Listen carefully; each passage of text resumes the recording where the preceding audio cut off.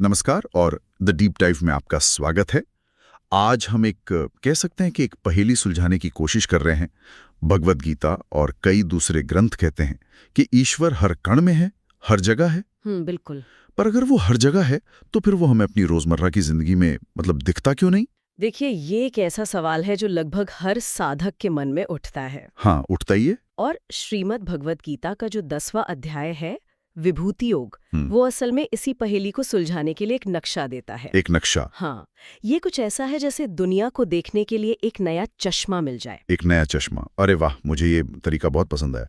तो आज हम इसी नक्शे को खोलकर देखेंगे। बिल्कुल। हमारे पास गीता का 10वां अध्याय है और हमारा मिशन ये समझना है कि कैसे हम अपने आसपास की दुनिया में उस परम शक्ति को पहचानना शुरू कर सकते हैं।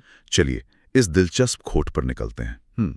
तो अध्याय के शुरुआत में ही भगवान कृष्ण अपने बारे में कुछ बहुत ही असाधारण दावे करते हैं। हाँ, असाधारण दावे करते हैं। वो कहते हैं कि उनकी असली उत्पत्ति को न तो देवता जानते हैं, न ही महान ऋषि। ऐसा क्यों? वो ही उन सब का स्रोत हैं। जरा इस पर और रोशनी डालिए। ये इस अध्याय की नींव है, आप कह सकती हैं।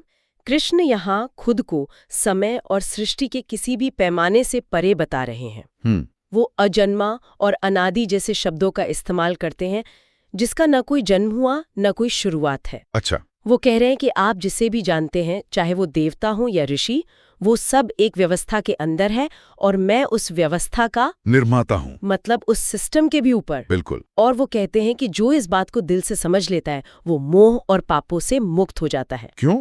ऐसा क्यों? क्योंकि वो फिर चीजों को एक बहुत बहुत बड़े परिप्रेक्ष्य में देखने लगता है। ठीक है, ये तो हुई एक तरह से ब्रह्मांडीय स्तर की बात। हाँ। लेकिन फिर वो इसे बहुत ही व्यक्तिगत, बहुत पर्सनल लेवल पर ले आते हैं। हाँ, ले आते हैं। वो कहते हैं कि इंसानों के सारे गुण और भाव उन्हीं से पैदा होते हैं, जैसे बुद्धि, ज्ञान, क्षमा, सत्य। ये सब तो समझ में आता है। लेकिन वो सुख दुख, भय अभय, यहाँ तक कि यश अपयश को भी अपना ही स्वरूप बताते हैं। यहाँ मैं थोड़ा सा अटक जाता हूँ। क्या इसका मतलब ये है कि हमारे अंदर का जो डर है या जो दुख है वो भी ईश्वर की ही देन है? ये एक बहुत गहरा सवाल है।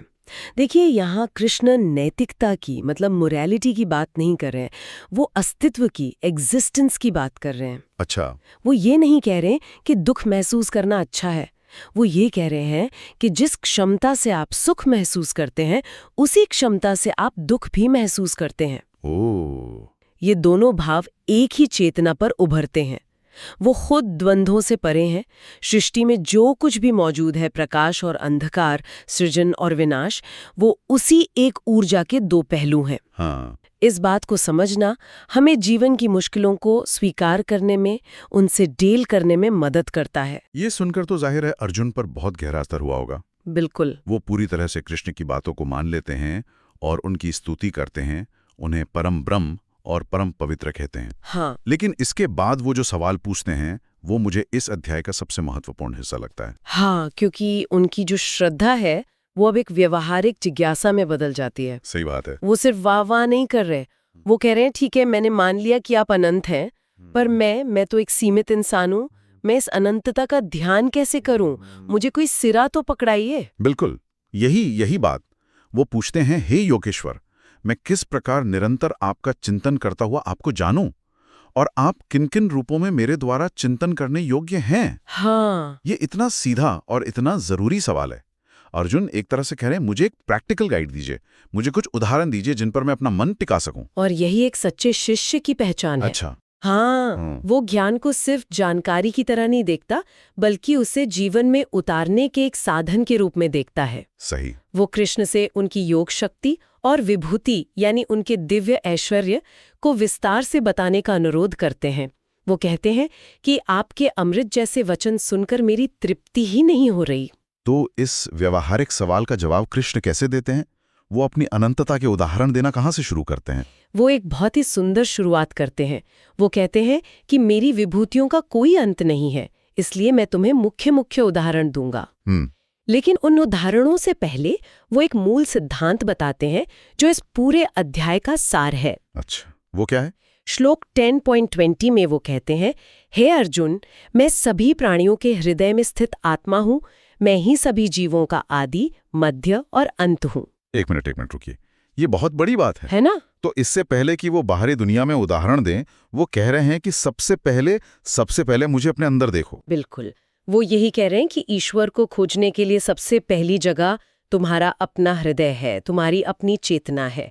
वही हर चीज का स्रोत है, वही उसके जीवन को बनाए रखता है और वही उसका अंत भी है। वाह। इसके बाद वो जो भी बाहरी उदाहरण देंगे वो बस इसी आंतरिक सत्य के प्रतिबिंब होंगे। ठीक है, तो इस नींव को स्थापित करने के बाद वो बाहरी दुनिया के उदाहरणों पर आते हैं और शुरुआत प्रकृति से करते हैं ना? हाँ, क्योंकि प्रकृति की भव्यता में ईश्वर को महसूस करना सबसे सहज होता है। सही बात है। वो कहते हैं, आदित्यों में मैं विष्णु हूँ, प्रकाश स्रोतों में सूर्य और नक्षत्रों में चंद्रमा हूँ। ये सब जीवन देने वाले ऊर्जा और प्रकाश के प्रतीक हैं। बिल्कुल। फिर वो कहते हैं, पर्वतों में मैं सुमेरु हूँ और स्थिर रहने वालों में हिमालय हूँ। और जलाशयों में समुद्र, नदियों में गंगा। ये सब अपनी श्रेणी की सबसे शक्तिशाली और महान चीजें हैं।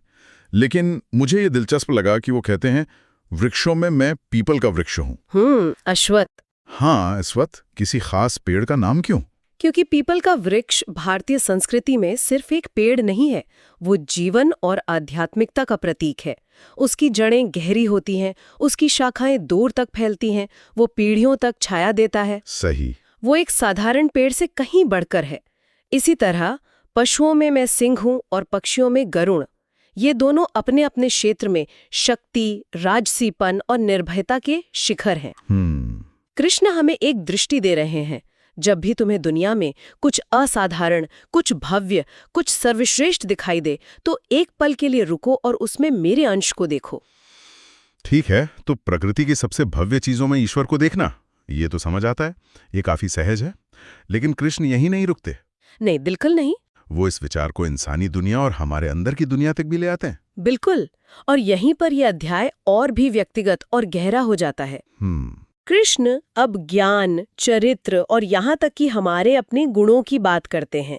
वो कहते हैं, वेदों में मैं सामवेद हूँ, जो अपनी संगीतात्मक सुंदरता के लिए जाना जाता है। अच्छा। रुद्रों में मैं शंकर हूँ, जो विनाश और वैराग्य के देवता हैं। शस्त्रधारियों में मैं श्री राम हूँ, जो धर्म और मर्यादा के परम आदर्श है। और फिर वो एक ऐसा उदाहरण देते हैं जो अर्जुन के लिए यकीनन चौंकाने वाला रहा होगा। जी। वो कहते हैं, पांडवों में मैं धनंजय हूं, मतलब अर्जुन। वो ये बात उसी व्यक्ति से कह रहे हैं जो उनके सामने खड़ा है। हाँ। क्या ये सिर्फ अर्जुन का मनोबल बढ़ाने की एक मनोवैज्ञानिक चाल थी, या इसका कोई गहरा आध्यात्मिक मतलब है? ये एक शानदार सवाल है और इसका जवाब है, ये दोनों ही है। अच्छा। हाँ, सतही तौर पर ये अर्जुन के लिए एक बहुत बड़ा प्रोत्साहन है। आप सोचिए, भगवान खुद आपसे कह रहे हैं कि तुम में जो सर्वश्रेष्ठ है वो मैं हूं। रोंगटे खड़े हो जाते हैं सोचकर। हाँ, ये अर्जुन को उसकी अपनी दिव्यता का एहसास करा रहा है, लेकिन गहरे स्तर पर कृष्ण यहाँ अद्वैत का सिद्धांत सिखा रहे हैं। वाह। वो मैं और तुम के भेद को मिटा रहे हैं। वो कह रहे हैं, अर्जुन, तुम्हारी वीरता मुझसे अलग नहीं है, वो मेरी ही शक्ति है जो तुम्हारे माध्यम से प्रकट हो रही है। तो ये सिर्फ एक सूची नहीं है, ये एक लाइफ कोचिंग सेशन भी है। बिल्कुल सही कहा आपने। और ये सूची और भी सूक्ष्म होती जाती है। कृष्ण अब अमूर्त विचारों और गुणों की बात करते हैं। वो कहते हैं, अक्षरों में मैं अकार यानी अ हूं, जो सभी ध्वनियों का मूल है, और यज्ञों में जप यज्ञ यानी नाम का जाप, जिसे सबसे सरल और प्रभावी माना जाता है। हाँ। और फिर वो उन गुणों की बात करते हैं जो समाज को धारण करते हैं, खासकर स्त्रियों के गुणों की। जी। वो कहते हैं, मैं कीर्ति, श्री यानी समृद्धि, वाणी, स्मृति, मेधा यानी बुद्धि, धृति यानी धैर्य और क्षमा हूं। ये सब वो सकारात्मक शक्तियां हैं जो किसी भी समाज को सभ्य और स्थिर बनाती हैं। यहां तक सब ठीक है, ये सब सकारात्मक और महान चीजें हैं। लेकिन हाँ, एक लेकिन है यहाँ पर। बिल्कुल है। कृष्ण कुछ ऐसे उदाहरण देते हैं जिन्हें पचाना बहुत मुश्किल है। वो कहते हैं, मैं काल हूं और सबका नाश करने वाली मृत्यु भी हूं। हाँ। और इससे भी ज्यादा चौंकाने वाला, छल करने वालों में मैं जुआ हूं। मैं यहां आकर हमेशा रुक जाता हूं। भगवान खुद को जुए जैसी नकारात्मक चीज से कैसे जोड़ सकते हैं? क्या वो इसे सही ठहरा रहे हैं? देखिए, ये इस अध्याय का सबसे चुनौतीपूर्ण लेकिन शायद सबसे जरूरी हिस्सा है। हमें फिर से याद करना होगा कि कृष्ण नैतिकता की नहीं, अस्तित्व की बात कर रहे हैं। वो ये नहीं कह रहे हैं कि जुआ खेलना या छल करना अच्छा है। वो कह रहे हैं कि जिस शक्ति या प्रज्ञा का इस्तेमाल कोई धोखा देने में करता है, उस शक्ति का मूल स्रोत भी वही एक परम चेतना है। तो आप कह रही हैं कि बुराई कोई अलग बाहरी शक्ति नहीं है? नहीं, बल्कि उसी दिव्य ऊर्जा का विकृत या गलत इस्तेमाल है। बिल्कुल। इसे समझने से दुनिया को देखने का नजरिया ही बदल जाता है।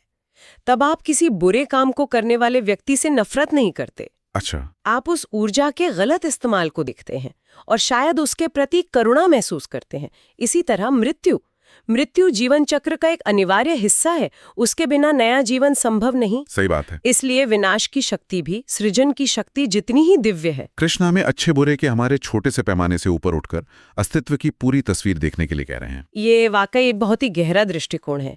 तो इन सभी उदाहरणों के बाद प्रकृति से लेकर इंसानी गुणों और विनाश तक कृष्ण इस पूरे ज्ञान को समेटते कैसे हैं? इसका अंतिम निष्कर्ष क्या है?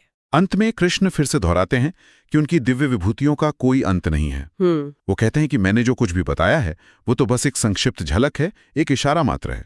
मेरी वास्तविक महिमा तो इससे कई परे है। और फिर वो एक मूल मंत्र देते हैं, एक ऐसा वाक्य जिसे हम सब अपने जीवन में इस्तेमाल कर सकते हैं। हाँ, श्लोक 10.41 में वो इस अध्याय का व्यवहारिक सार देते हैं।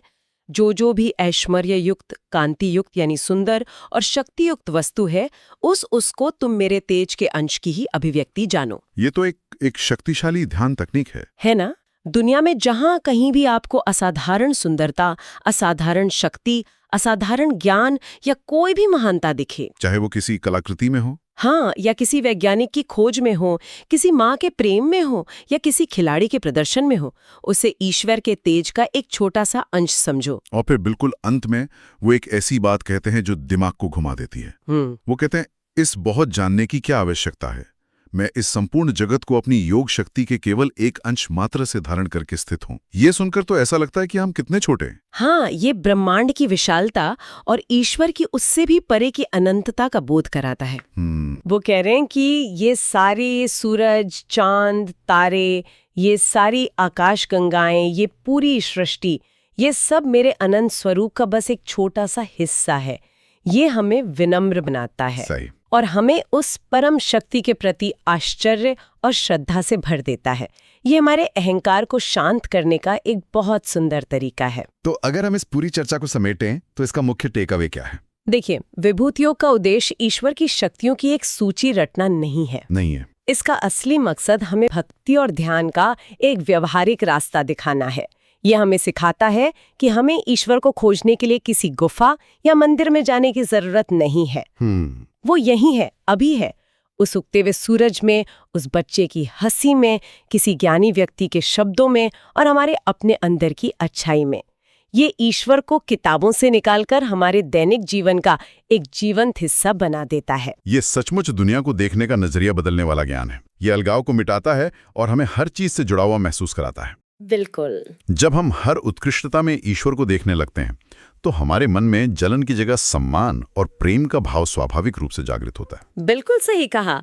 आप किसी की महानता से जलना बंद कर देते हैं और उसकी सराहना करना शुरू कर देते हैं, क्योंकि आप जानते हैं कि वो उसी एक दिव्य स्रोत की अभिव्यक्ति है जिसके आप भी एक हिस्सा हैं। तो आज की चर्चा के बाद हम अपने श्रोताओं के लिए एक विचार छोड़ सकते हैं। जरूर। इस ज्ञान को समझने के बाद अगली बार जब कोई ऊंचे पर्वत को देखे या कोई शानदार संगीत सुने या किसी व्यक्ति को निस्वार्थ भाव से कोई महान काम करते हुए देखे, तो क्या वो एक पल रुककर उसमें उस दिव्य शक्ति के एक छोटे से अंश को पहचानने की कोशिश कर सकते हैं? यही इस अध्याय का असली अभ्यास है, अपनी चेतना को उत्कृष्टता की ओर मोड़ना। जय श्री कृष्ण। जय श्री कृष्ण।